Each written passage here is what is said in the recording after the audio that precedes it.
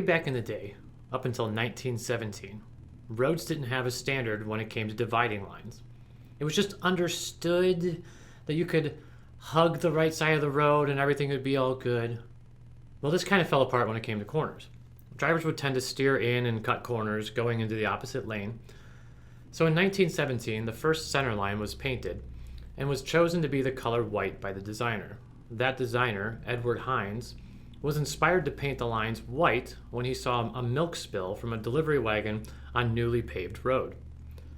White lines were later adopted by all states in 1955, all except for Oregon, who preferred yellow. And eventually, the federal government in 1971 mandated that all center lines use the color yellow and that white lines only be used for traffic going in the same direction. I can only imagine Oregon at that point saying, "See, yellow is safer." But I just thought this was interesting. 54 years of road line innovation and regulation, all inspired by some spilled milk.